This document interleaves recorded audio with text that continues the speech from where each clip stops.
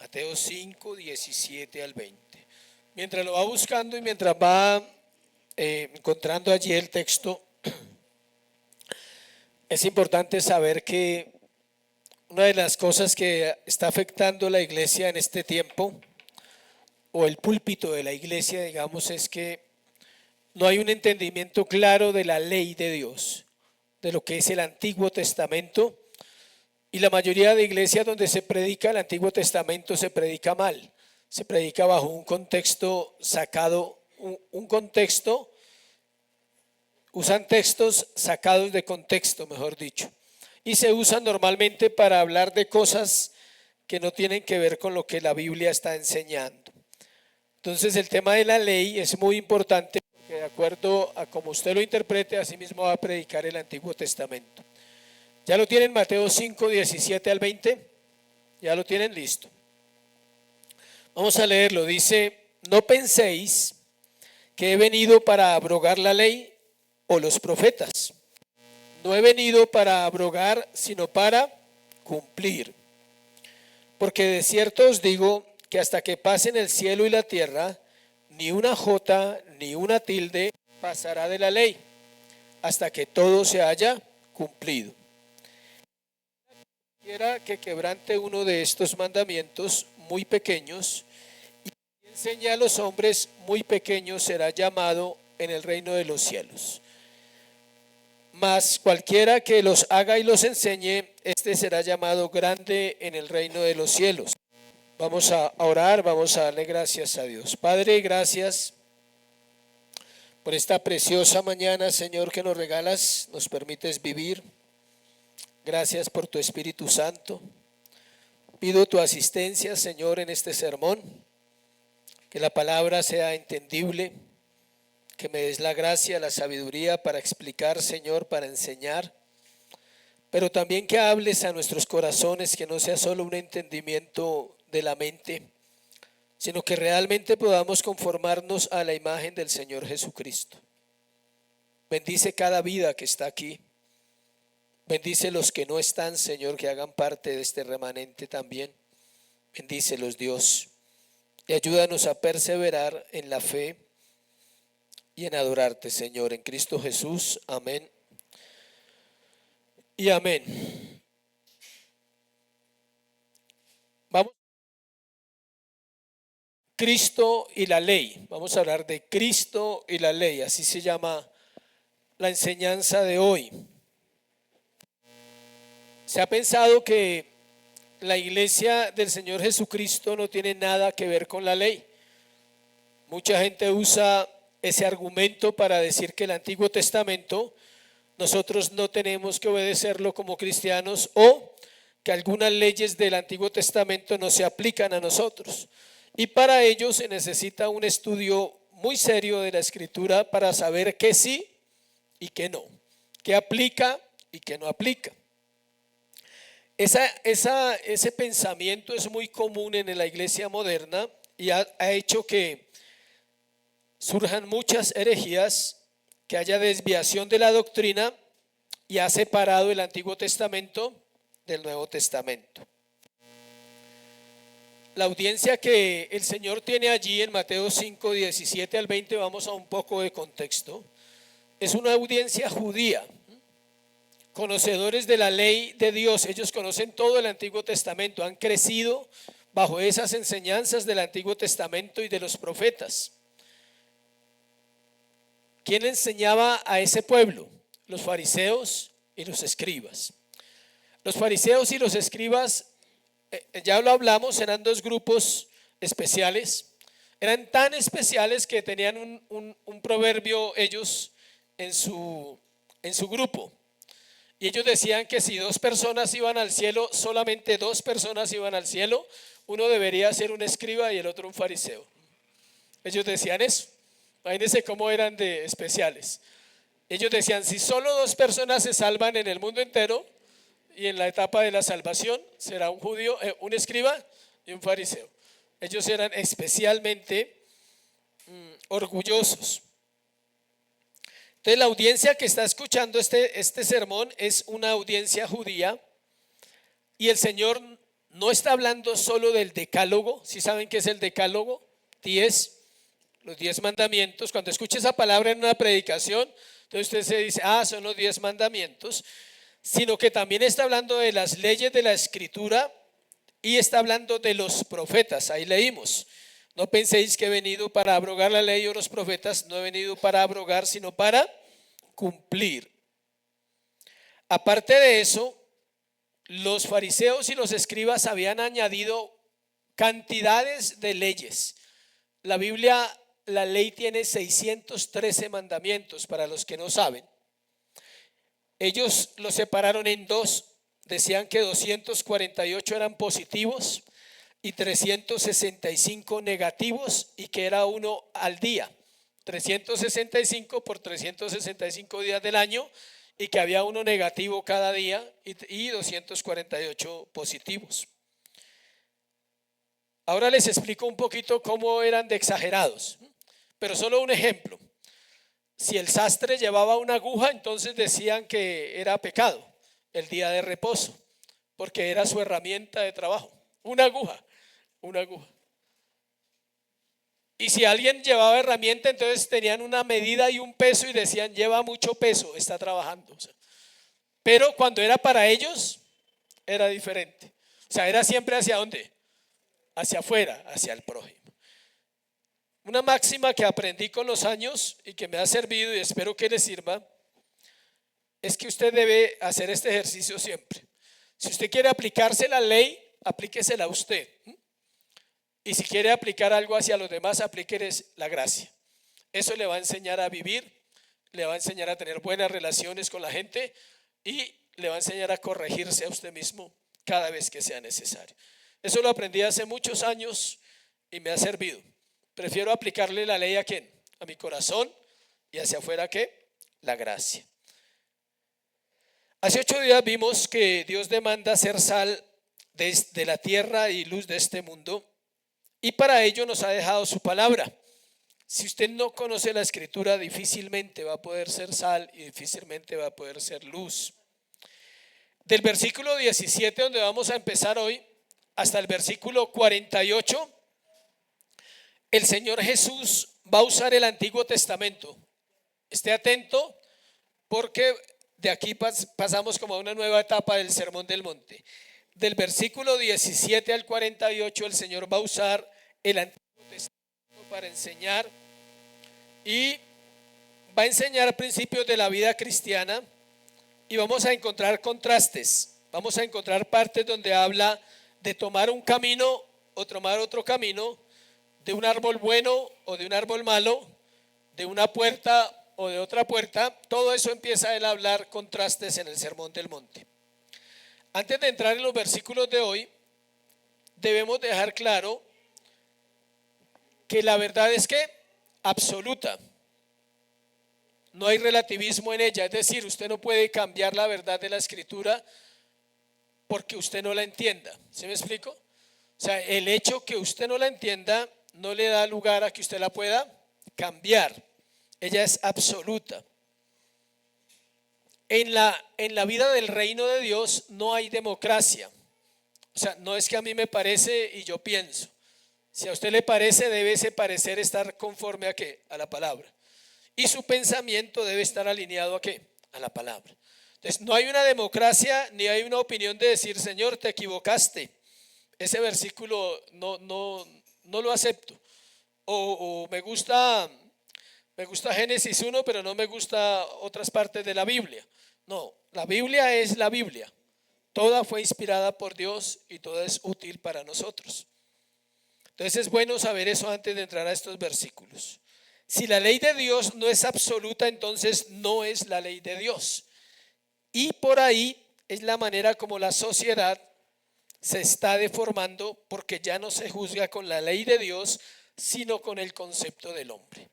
¿Cómo empezó la decadencia de las sociedades? Cuando los gobiernos, no ahorita, estos países no, hace 2000, 3000, 4000 años, los países empezaron a juzgar la vida del ser humano conforme al corazón del ser humano, y sacaron la ley de los tribunales, los jueces, de Babilonia, los jueces de Egipto, todos ellos no creían en Dios. Entonces, eso se ha trasladado 5.000 años acá y eso es lo que pasa hoy. Ya un crimen no se juzga por la ley de Dios, sino se juzga por la ley ¿qué? Humana. Y la ley humana es imperfecta. Ella juzga de acuerdo al corazón, no juzga de acuerdo a ¿qué? A la verdad. Entonces no se trata de preferencias, de opiniones, de deseos. Se trata de la palabra de Dios.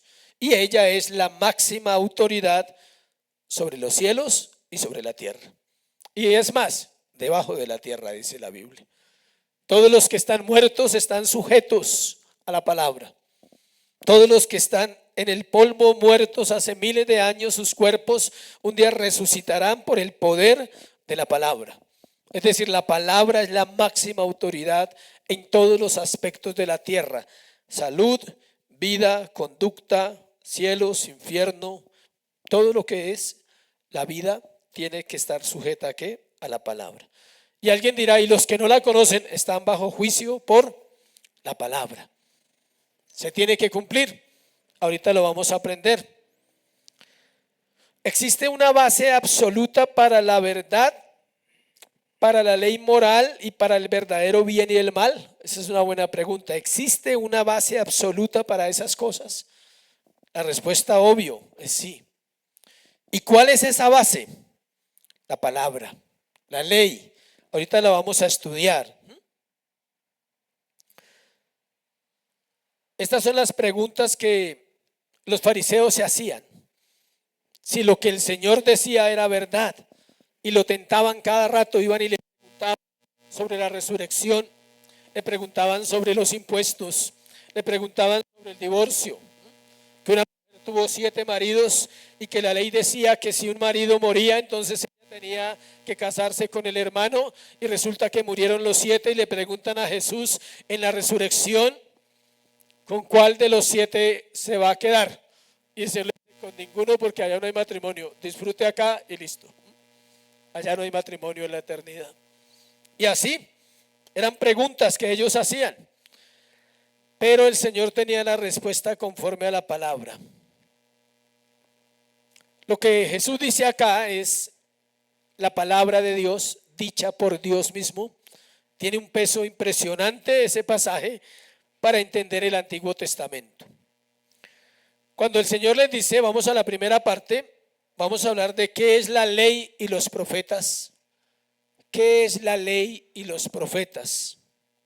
El Señor comienza con una palabra que a nadie le gusta, menos a los niños. No, esa es la que menos le gusta a los niños. No, quiero helado. No, más tarde. ¿Cierto? Acá están que me miran las niñas. Es la palabra que a los niños no les gusta, que mamá diga qué. Bueno, a nosotros tampoco. No penséis, vamos a ver el verso a verso, que he venido para abrogar la ley o los profetas. No penséis, dice. El Señor comienza diciendo no, por una sencilla razón, porque Él conoce los pensamientos de sus oyentes, y lo más probable es que los fariseos y los religiosos hubieran regado el rumor que Él estaba en contra de la ley de Moisés. ¿Se acuerda que una de las razones por la cual matan al Señor Jesucristo en la cruz del Calvario es porque decían que Él iba contra la ley de Moisés? ¿Y contra la ley de quién? Del César, del gobierno y de la religión. Esa fue la acusación. Él va contra el gobierno y va contra la religión. Y Él dice, no penséis, está diciendo, ni se les ocurra, ni lo piensen. No se atrevan a pensar, dice, que yo he venido para abrogar la ley o los profetas. Abrogar era quitar, anular, restringir. Él está diciendo, yo no vine a quitarla. La palabra griega es cataluo con K. Abrogar significa derribar o destruir por completo, y es la misma palabra usada para la destrucción del templo. O sea, Él está diciendo, yo no vine a destruir la ley de Moisés, ni vine a destruir los escritos de los profetas, ni los salmos, ni los proverbios, nada de eso. Él no vino a quitar eso. La idea básica es echar abajo y demoler hasta el suelo, destruir totalmente. Eso significa abrogar, destruir algo. También habla de los profetas, no solo de la ley. Dice que aquí se está refiriendo, con la ley se refiere a los 5 primeros libros de la Biblia y con los profetas al resto de la escritura.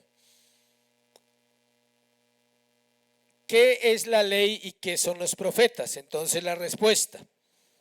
La ley son los 5 primeros libros de la Biblia. Génesis, Éxodo, Levítico, Números y Deuteronomio. Esa es la ley. Para los hebreos se llama la Torá. Para nosotros se llama el Pentateuco o la ley. ¿Y qué son los profetas? Todos los otros libros del Antiguo Testamento. La ley, vamos a hablar un poquito de la ley, tiene varias connotaciones. La ley tiene que ver con lo que Dios reveló al pueblo de Israel a través de la vida de Moisés, quien fue usado para ese propósito, liderar al pueblo de Dios y enseñarle la ley. Esa es la ley moral. La ley tiene 3 clases, ¿no? ¿Se acuerdan que ya lo vimos? La ley moral. ¿Cuál es la ley moral? Los 10 mandamientos. La ley civil era para que el pueblo aprendiera a tratarse unos con otros. Escuche, la ley moral tiene que ver con el corazón del ser humano, su corazón. La ley civil eran normas para convivencia. Si usted le daban un buey para guardarlo y el buey se moría, usted tenía que devolver un buey. Listo, esa era la ley. O sea, pagar. Si usted estaba en dinero y no pagaba, entonces tenía que pagar un poquito más, un quinto más y cosas así. Un interés, digámoslo así. Eran leyes para la convivencia, para que no hubiera abusos. No, que yo le presté un buey y no hay internet y no hay papeles y no hay nada. Era el corazón. ¿Y qué pasó el buey? No, se me cayó y se me murió. Devuélvale uno entero. No, no tengo. Entonces tiene que pagar. Con cosecha, con algo tiene que pagar. Era para vivir en sociedad. Y la ley ceremonial era para adorar. ¿Sí ve? Ley moral para el corazón de nosotros. Ley civil para convivencia. Y ley ceremonial para adorar. ¿Cómo debían adorar? Trayendo un animalito, una palomita, una harina, cositas para el sacrificio. ¿Listo? Eso es la ley. Ahí voy resumiéndoles qué es la ley. ¿Dónde se encuentra la ley moral en la Biblia? En Éxodo 20, vamos allá. Alguien me preguntó que cuándo íbamos a enseñar de los 10 mandamientos. Ya vamos a empezar a enseñar de los 10 mandamientos. Éxodo 20. De aquí en adelante todo tiene que ver con los mandamientos. Porque el Señor empieza a usar una frase que dice, os fue dicho, pero yo digo. Éxodo 21, habló Dios todas estas palabras diciendo, yo soy Jehová tu Dios, que te saqué de la tierra de Egipto de casa de servidumbre. Y viene el primer mandamiento, no tendrás ¿qué? Dioses ajenos delante de mí. Ahí comienza la ley moral. En Levítico, en Números, en todos esos libros está la ley civil y la ley ceremonial.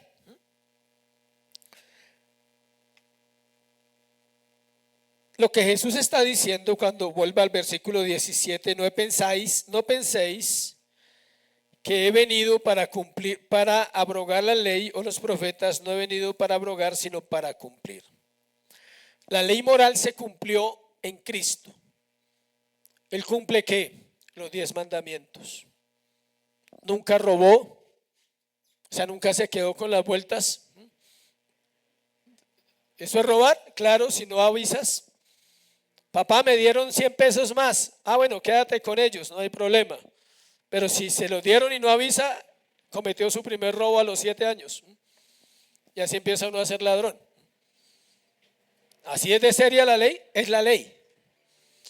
Cuando hablamos de la ley no nos da excusas. La ley es lo que dice que es. Y robar es desde $1 hasta $100 millones. Pero el niño no tenía la intención, sí la tiene, porque el pecado está en su corazón, aunque él no lo sepa. Si le dieron vueltas de más, siempre, siempre, siempre los padres deben inculcarle a ese hijo, decirle: hijo, cada vez que te mande un mandado, si en algún momento usted tiene que advertirle que va a llegar el momento en que va a suceder y que no va a robar. Y usted le va a decir: ¿por qué? Porque es robar. O otros dicen: no, me lo gasté en un dulce, y el papá no le ve problema. Se lo gastó sin permiso.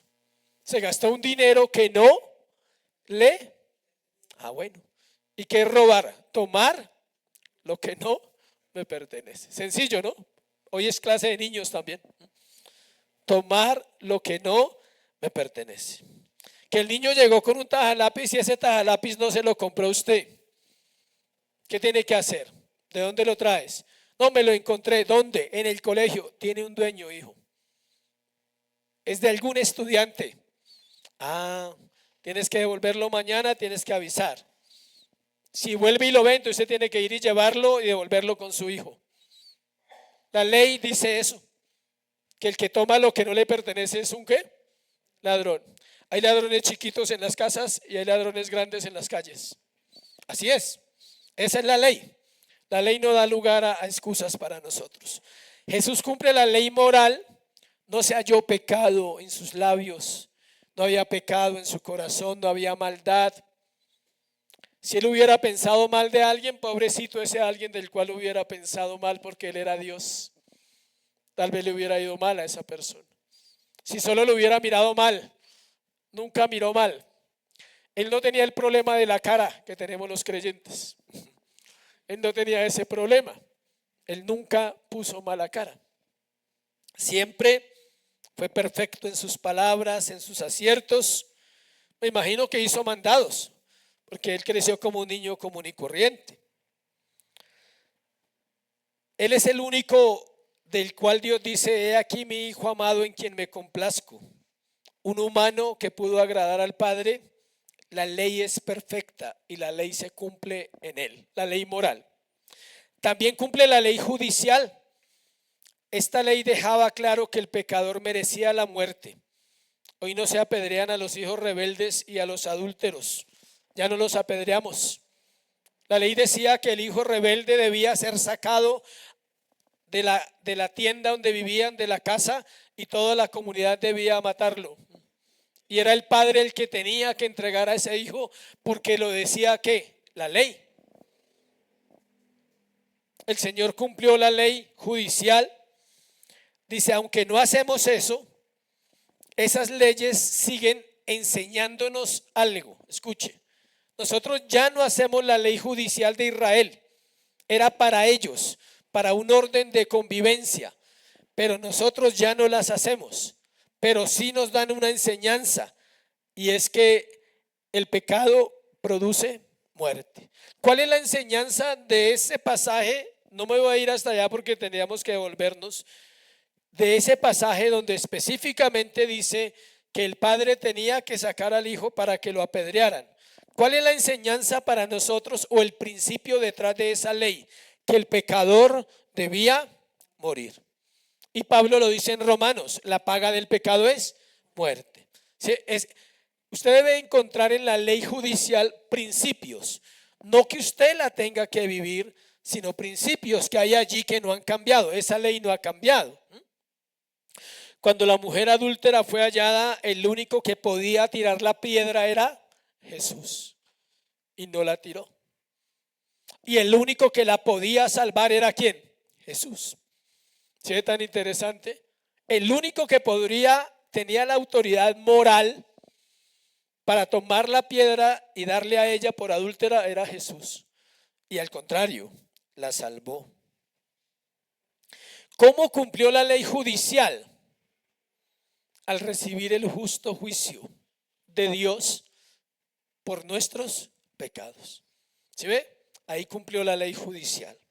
Ahora, ¿cómo cumple la ley ceremonial? Él es el sacrificio. Él es el que puso la vida por nosotros. Por eso ya no hay más ley ceremonial. De la judicial aprendemos principios y de la ceremonial aprendemos cómo adorar. ¿Cómo era el sacrificio? Hace 8 días dije, ¿qué se le echaba al sacrificio para que fuera más agradable? Sal. ¿Tienes sal? ¿Tú? Cuando entras a orar, ¿tienes sal para agradar al Señor? O sea, tu oración es agradable. Y cuando hablo de agradable, no es que usted esté santo, perfecto, es que sea honesto, que usted pueda arrepentirse. ¿Por qué se cumple la ley ceremonial en Cristo? Porque Él es el sacrificio, porque Él es el templo, porque Él es el sacerdote perfecto, porque Él es el cordero inmolado y porque Él vino no a quitar la ley, sino a cumplirla.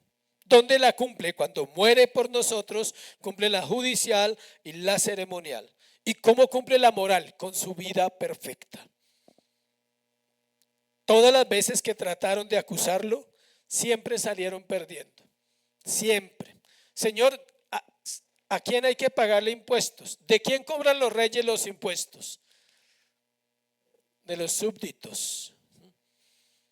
Y él se sujeta y le dice a Pedro, ve, y encuentra un pescado, y en el pescado hay un estatero, era una moneda. Providencia. El Señor sabía que el pescado se lo había comido, y sabía cuál pescado se lo había comido, y sabía que ese pescado iba a pasar cuando Pedro fuera ya a sacar el pescado. Providencia. Eso es la providencia divina. Entonces, el Señor no vino a quitar la ley, queda claro esa parte. Los profetas, dentro del mismo punto, ¿qué son los profetas? No, todavía no, el segundo no, todavía no. ¿Qué son los profetas? Todo lo demás que la Biblia habla aparte de la ley. Recuerden versículo 12, acompáñenme a Mateo 5:12. Gozaos y alegrados porque vuestro galardón es grande en los cielos, porque así persiguieron a los profetas que fueron antes de vosotros. Qué honor ser comparado con los profetas, y son los mismos que está hablando en el versículo 17, Isaías, Jeremías, Ezequiel, Daniel, Oseas, Joel, Amós, todos ellos están aquí en este pasaje. Eso quiere decir que todos los escritos de los profetas son la palabra de Dios. O sea, cuando usted encuentre una palabra en Isaías, estúdiela, ahí Dios le habla. Cuando encuentre en Oseas, Dios le habla. O sea, Dios no le habla solo en el Nuevo Testamento, sino habla siempre en toda la Biblia. Segundo, el cumplimiento de toda la ley. El Señor empieza a tocar un tema que es muy importante y constante en este Evangelio de Mateo, y es el fin de todo. Versículo 18. Vamos al versículo 18. Porque de cierto os digo que hasta que pasen el cielo y la tierra, ni una jota ni una tilde pasará de la ley hasta que todo se haya ¿qué? Cumplido. Esa frase, hasta que todo se haya cumplido, nos lleva ¿a dónde? Al fin de los tiempos. Cuando Cristo regrese, todo se tiene que cumplir. Y ni una jota ni una tilde, la palabra era iota con H, iota, y la tilde, que es la más chiquitica del hebreo, no puede dejar de cumplirse. Por eso la iglesia debe estudiar la Biblia para entender los detalles, la gramática, el punto, la coma. Voy a poner un ejemplo que siempre pongo. Acompáñeme a Lucas. Usted me lo ha escuchado muchas veces, espero que lo recuerde. Lucas 23:43. De cierto te digo que hoy estarás conmigo ¿dónde? Jesús dijo eso. Vamos a cambiar el qué. De cierto te digo que hoy estarás conmigo en el paraíso. Vamos a cambiar el qué y lo vamos a poner delante del hoy. Y lo voy a leer. Sería así. De cierto te digo hoy que estarás conmigo en el paraíso. Son totalmente diferentes las dos frases. En esta le está diciendo ladrón, hoy. Eso fue en la mañana, y le dice hoy. En la tarde a las 3 de la tarde, cuando yo muera, tú vas a estar muerto y vas a estar conmigo ¿dónde? En el paraíso. Eso fue lo que le quiso decir. Si le cambiamos la palabra que, entonces diría, de cierto te digo hoy que estarás conmigo en el paraíso, pero no le dice cuándo. ¿Sí ve la diferencia? Una palabra que dice que. Por eso hay que hablar bien. Y hay que aprender a hablar y hay que aprender a qué? A escuchar. La ley permanecerá y se cumplirá hasta que el cielo y la tierra pasen. Eso no quiere decir que después de esto la ley dejará de existir. Al contrario, la ley será perfecta. Porque ahí dice hasta.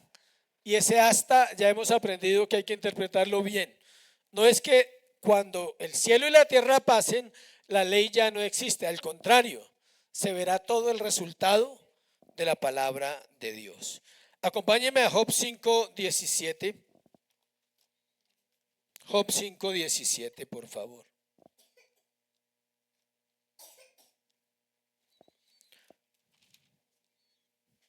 Mire lo que dice ahí. Job 5:17. He aquí, bienaventurado es el hombre a quien Dios castiga, por tanto no menosprecies la corrección del Todopoderoso. ¿Es ese versículo palabra de Dios? Absolutamente. El hecho que esté en el Antiguo Testamento no podemos decir que no es para nosotros. De hecho, si usted tiene su Biblia ahí, lo manda a un pasaje que hemos visto en la escuela, Hebreos 12, del 5 al 6. ¿Se ve? Ahí le manda una referencia. O sea que Job está diciendo algo que tiene que suceder, que al que Dios ama, lo corrige y lo disciplina. Si la Biblia dice que los que no crean en el Señor Jesucristo irán a la condenación eterna, así será. Y si la Biblia dice que los que creen en Él tendrán vida eterna, también sucederá. Y ambas están en un solo pasaje, Juan 3:16 al 18. El versículo más mal interpretado de la Biblia es Juan 3:16, para los que no saben. Bueno, si usted quiere saber cuál es el versículo que más ha sufrido de la mala interpretación, es este. Se usa para decirle a la gente que Dios los ama y que murió por ellos en la cruz del Calvario y que les va a dar vida eterna. Para eso se usa. Pero porque no se lee el 17 y el 18. Si usted quiere usar Juan 3:16 para hablarle a una persona de la salvación y del evangelio, lo puede hacer. Pero nunca deje de leerle 17 y 18. Nunca deje de leerle esa parte. Vamos a leerlo, dice así. Porque de tal manera amó Dios al mundo, que ha dado a su Hijo unigénito para que todo aquel que en Él cree no se pierda, mas tenga vida eterna. Hasta ahí, la máxima del evangelio es esa, Juan 3:16. Pero, cuando usted le dice a la persona, pero mira lo que dice acá, por favor. Porque no envió Dios a su Hijo al mundo para condenar al mundo, sino para que el mundo sea salvo por Él. El que en Él cree no es condenado, pero el que no cree ya ha sido condenado porque no ha creído en el nombre del unigénito Hijo de Dios. Escuche, el mundo no está siendo condenado por el evangelio. El mundo ya fue condenado desde antes de ¿qué? La eternidad. Dios sabe quiénes iban a estar en el mundo y quiénes no iban a venir a la salvación, y los condenó desde antes de todas las cosas. Por eso dice, porque no envió Dios a su Hijo al mundo para condenar al mundo. Y la gente es feliz. Ah, no, pues como no va a condenar al mundo, pues sigamos en el mundo. No, y en el 18 dice, el que no cree, el que en Él cree no es condenado, el que no cree ya ha sido condenado. Una persona no es condenada en esta era, ya fue condenado. Si esas son las verdades que absolutas, no negociables, no se pueden cambiar. Vamos al tercer punto. Hacedores versus ¿qué? Oidores, versículo 19. Acompáñenme a Mateo. Mateo 5:19, de manera que cualquiera que quebrante uno de estos mandamientos muy pequeños, y así enseñe a los hombres muy pequeños, será llamado en el reino de los cielos. Mas cualquiera que los haga y los enseñe, este será llamado ¿qué? Grande en el reino de los cielos. Vemos una imagen de alguien lavando los pies. Ese es pequeño, humilde, quiere servir. Ese será llamado ¿qué? Grande. Es pequeño acá porque tiene que hacer una labor que a nadie le gusta. Lavar unos pies sucios no es fácil. Y si es asquiento, peor. No quiero entrar en detalle de los pies. Solo que es una tarea que demanda ¿qué? Humildad. Pero no es algo literal, ¿sí sabían? No es como nos enseñaron antes. No le vamos a lavar los pies a nadie, tranquilos. Lavar los pies a alguien es servirle a esas personas. Es estar pendiente de su caminar, de que sus pies no se empuerquen y no se enreden. Como hablamos alguna vez, cuando la oveja entra a la cochera, ¿qué se empuerca? Los pies. Porque ella no tiene la naturaleza para meterse como el marrano, solo entran los pies. Y el pastor va y la saca y tiene que limpiarse otra vez que los pies. Cuando habla de esa escena, tiene que ver con los hacedores, no los oidores. Santiago lo dijo claramente. Y acá lo dice, de manera que cualquiera, ¿sí ve? ¿A quién le está hablando? A los judíos, a sus discípulos, pero deja esa palabra, cualquiera que quebrante uno de estos mandamientos muy pequeños. Algunos argumentan que si hay mandamientos más grandes y mandamientos más ¿qué? Pequeños. Podríamos decir que hay faltas más graves y faltas menos graves. Por ejemplo, ¿cómo se puede comparar una mentira con un homicidio? Son dos cosas diferentes. La mentira puede que no traiga las mismas consecuencias, pero sigue siendo un mandato de obedecer en no mentir. No lo podemos minimizar, aunque las consecuencias sean ¿qué? Menos. Y no podemos exagerar, aunque las consecuencias sean más.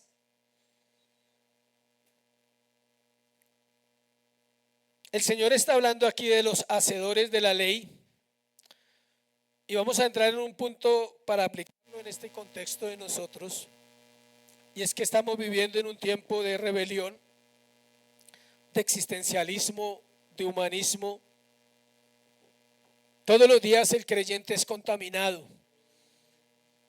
En su casa, así no salga, es contaminado. Su mente es contaminada. ¿Por qué? Por el mundo en el cual vive, por las noticias que escucha, por lo que sus ojos ven y sus oídos oyen. El creyente se contamina. Por eso el creyente debe confrontarse con la ley del Señor, con su palabra. A veces no nos damos cuenta de lo que decimos. Una falta pequeña, un mandamiento pequeño, dice ahí, puede ser una manera de hablar incorrecta. Estoy rompiendo un principio que Santiago habla, que por la boca no puede salir ¿qué? Bendición y maldición. Entonces usted va a cualquier lado y entonces la gente dice, chao, Dios le bendiga, Dios le multiplique, ¿sí? Y al rato este gran no sé qué, o sea, inmediatamente así. Hay dos fuentes, sal, dulce, amargo, bendición, maldición. Ahora, tal vez no alcanzó a salir, pero lo pensó. ¿Se ve cómo estamos incumpliendo cosas pequeñas de la palabra? Dice que todo esto que estamos viviendo se refleja en la vida interna del creyente, es decir, en el hogar, en el matrimonio, en los padres, en los hijos, en el trabajo y en la iglesia. Todo esto que se vive a nivel macro, a nivel global, humanismo, existencialismo, pluralismo, relativismo, todos los ismos influyen en nuestros hogares. que los principios de Dios no se arraiguen en el corazón tan fácilmente. Demandan que el creyente esté más en contacto con ¿qué? Con la palabra, que pueda pensar y decir: necesito orar más. La oración que estoy teniendo no me alcanza porque estoy perdiendo mi paz constantemente. La oración no me alcanza. Estoy mal, pero oro, pero leo la Biblia, pero voy a la iglesia, pero vivo mal. ¿No crees que Dios te está dando un mensaje? Que falta de Dios en tu vida, que ya te has conformado y venías en un proceso y te has conformado, rutina. Dios está llamando a que seamos ¿qué? Hacedores. En las iglesias modernas hay temor a confrontar porque la persona de pronto deja de diezmar o porque lleva mucho tiempo en la iglesia y pues ya es san. Voy a usar de un amigo pastor que decía: ya es la vaca sagrada de la iglesia. Ya no se le puede decir nada porque se molesta, se pone bravo o ataca las finanzas. Dice: entonces ahora no doy porque me regañaron, me dijeron. No, eso está pasando debido a que la gente tiene temor a ser hacedor de la palabra.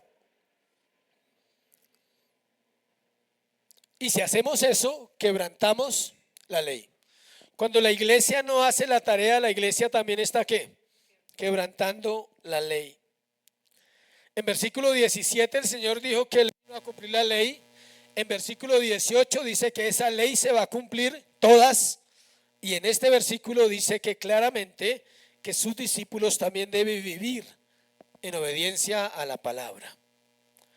Otro detalle más del versículo dice: de manera que cualquiera que quebrante uno de estos mandamientos muy pequeños y así que enseñe. Ese detalle, enseñe. Eso se está refiriendo a los falsos maestros. Cuando usted habla de Dios, debe hablar las palabras de Dios, no lo que a usted le parece. Si algo le hace daño a la iglesia es eso. Cuando dice cualquiera, está diciendo que muchas personas enseñan mal. Cuarto y último, fariseos o discípulos. Versículo 20. ¿Sí ha notado el tono del sermón hoy? ¿O no? Es ley. No se puede predicar de otra manera, tiene que ser así.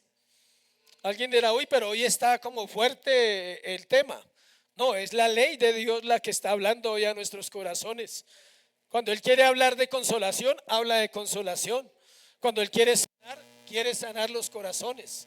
Pero cuando Él habla de la ley, es lo que Él está diciendo. Él dice: no vine a quitarla, vine a cumplirla. Y a partir de ahora va a entrar a hablar de los mandamientos. ¿A ustedes les dijeron que no cometan adulterio? Mas yo digo que si miran a una mujer para codiciarla, ya adulteraron con ella en su corazón. A ustedes les dijeron que tenían que perdonar, ¿sí? Y Él empieza a ampliar. Lo que hace es que ampliar los mandamientos. Fariseos o discípulos, versículo 20.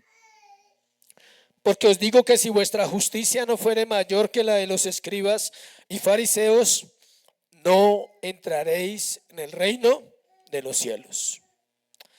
Esta es la parte para nosotros. La otra era la teoría y la doctrina. Esta es la de nosotros, la de la iglesia. ¿Cómo somos nosotros? El Señor está confrontando a los oyentes. Dice: vuestra. Porque os digo que si vuestra, a todos, no solo a los discípulos. Habían hartos fariseos, habían escribas. Y esta palabra, ahí sí como dicen, era para ellos. Esa palabra era para ellos en ese momento. Vamos a ver varios pasajes del mismo libro de Mateo, donde miramos lo que el Señor dijo en este versículo 20. ¿Por qué lo dijo? Mateo 22, 36 al 40. Mateo 22, 36 al 40. Vamos a ver varios pasajes de Mateo. Búsquelo por favor, tómese su tiempo.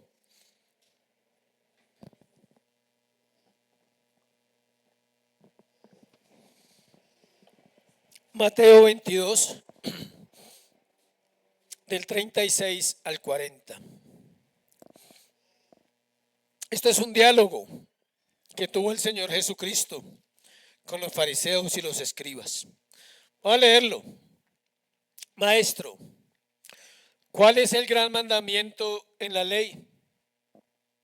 Jesús dijo, amarás al Señor tu Dios con todo tu corazón, con toda tu alma y con toda tu mente.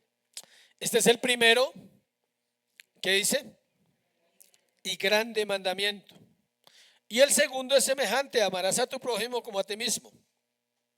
De estos dos mandamientos depende ¿qué? La ley, toda la ley, toda, y los profetas. Si tiene que ver con el versículo 20 de Mateo 5, cita lo mismo, toda la ley y los profetas. El Señor Jesús está hablando allí con estos hombres y el Señor los conocía profundamente. Eran hombres que interpretaban la ley. Aún así su religión eran solo rituales. Por eso el Señor resume lo que dijo acerca de la ley y los profetas en dos mandamientos: amar a Dios y amar al prójimo.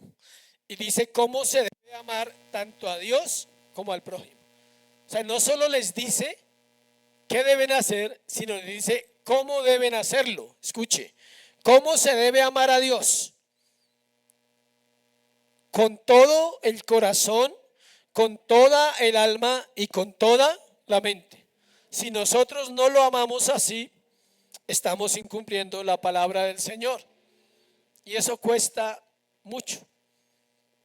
Y le dice cómo amar al prójimo. ¿Cómo? Diga, como yo me amo. Como yo me amo a mí mismo, así. Como yo me arreglo, como yo me cuido, como yo como, como yo estoy pendiente de mí. Como yo no quiero que me pase nada malo a mí y a los que yo amo. ¿Cierto? Siempre pensamos eso. Miren, no hay un ser humano en el mundo que desee que le pase algo malo a los que él ama. Nadie lo desea. Y el Señor dice, así como usted se ama, se cuida, se protege, está pendiente de su vida y de los que usted ama, así debe amar ¿a quién? Al prójimo. Y dice, y debe involucrar su corazón, su mente y su alma cuando se trata de amarme a mí. Cuando se trata de amar a Dios, Dios demanda pasión en los corazones. Que nosotros podamos decir, Señor, te amo con todo mi ser, con toda mi vida.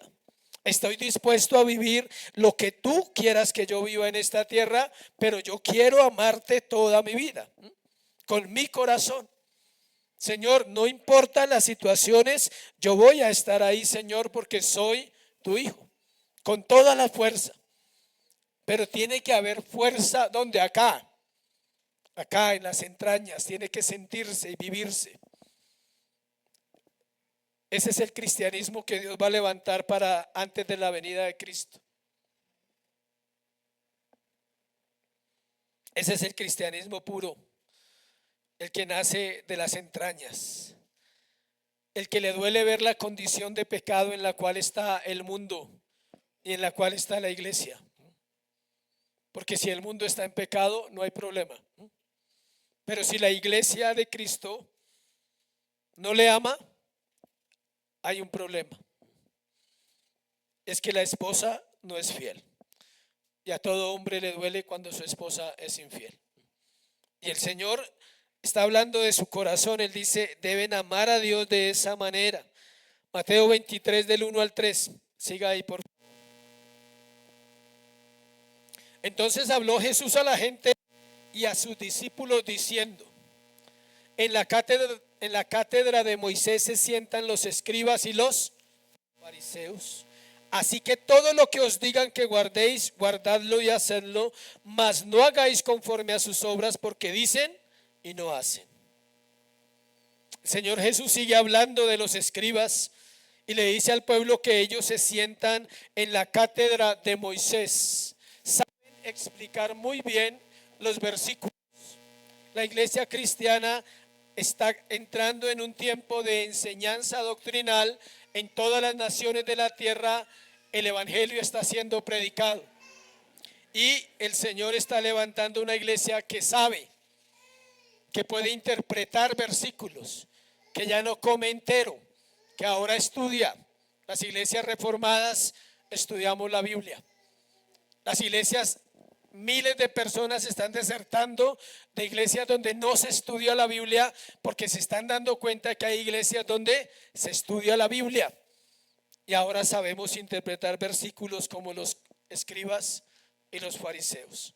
Nos sentamos en la cátedra de la soteriología, de la neumatología, de la hermenéutica, pero nuestra práctica sigue siendo deficiente.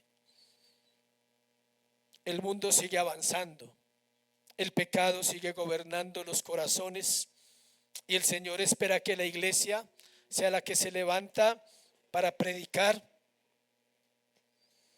El problema de ellos era que era un conocimiento en la mente.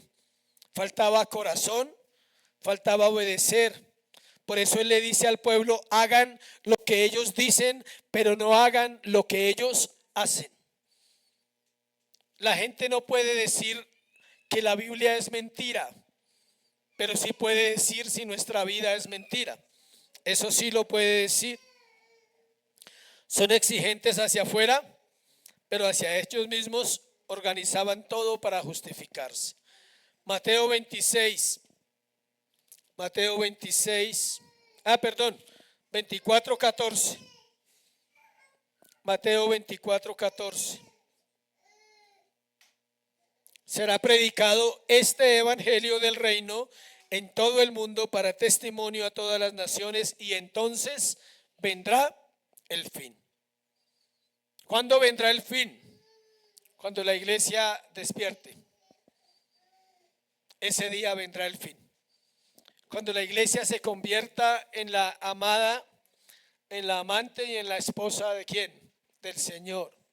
Cuando tenga intimidad con el Señor, entonces Él enviará su palabra y librará un mundo de la ruina y de la miseria, y vendrá el Señor Jesucristo. Cuando este evangelio, Él dice no otro evangelio. Cuando este evangelio se predique, Mateo 24 es un pasaje escatológico, todo se habrá cumplido, todo se cumplirá en la escritura. Toda la escritura del Señor, cada palabra, cada cosa que dijeron los profetas, cada cosa que dijo Jesús, cada cosa que dijo Mateo, Pablo, Marcos, Lucas, todas se cumplirán. Habrá un remanente listo para la eternidad y habrá un remanente listo para la condenación eterna. Se cumplirá. Los creyentes verdaderos no saben lo que es necesario vivir para que se cumplan en nosotros también estas palabras de Dios que son para sus hijos. Le repito la frase: los creyentes verdaderos no saben lo que es necesario vivir, no lo sabemos. Lo tenemos que ir aprendiendo. En la medida en que disponemos nuestro corazón, más nos vamos acercando al Señor, más conscientes somos de nuestra maldad y más deseo de santidad hay. Hay más deseo de santidad, hay más deseo de hablarle a aquellos que están muertos, hay más deseo de no jugar con Dios y con su palabra.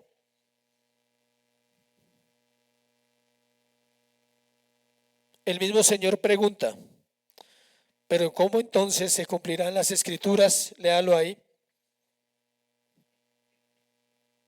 No, perdón, ahí no está. El Señor hace esa pregunta, dice: ¿cómo se cumplirán las escrituras? Si no es a través de un pueblo que aprende ¿a qué? A obedecerlas. Que ya no es un hacedor, que ya no es un oidor, sino un hacedor. Que ya no tiene el corazón de la religión en su vida, sino que ahora tiene el corazón de Cristo.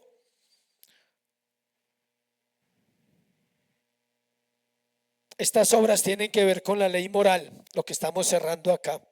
Cuando Él dice que nuestra justicia tiene que ser mayor que las de los escribas, ahí se está refiriendo específicamente ¿a qué? a los 10 mandamientos. No son 613, imagínense. No vivimos 10, mucho menos 613.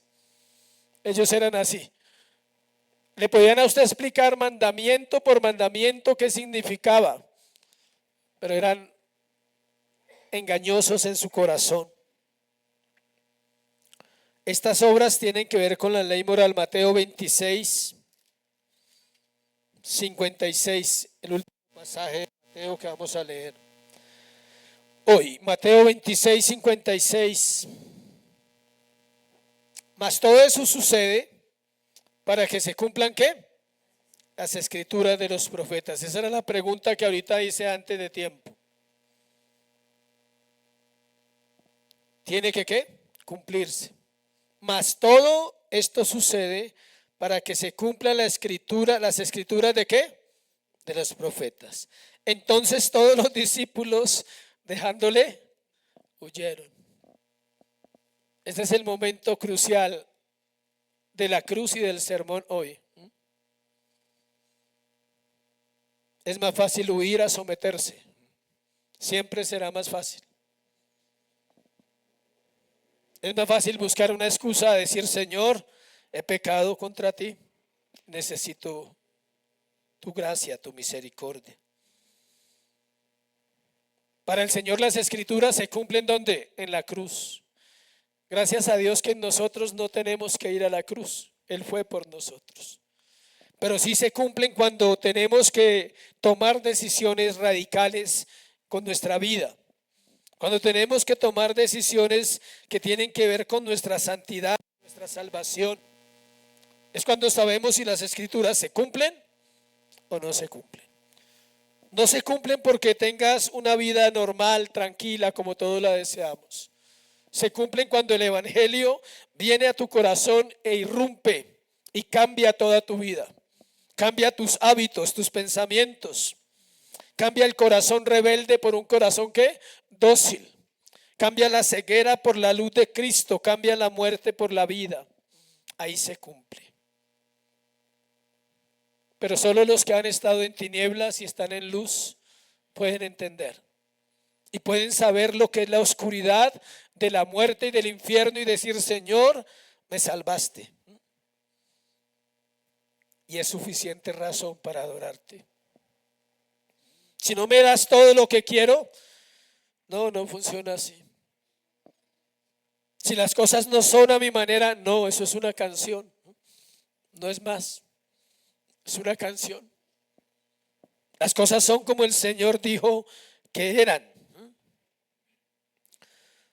Las obras que hacemos como cristianos tienen que ver con la ley moral que está escrita en nuestros corazones y que empieza a reflejar la santidad de Cristo hacia nuestro prójimo.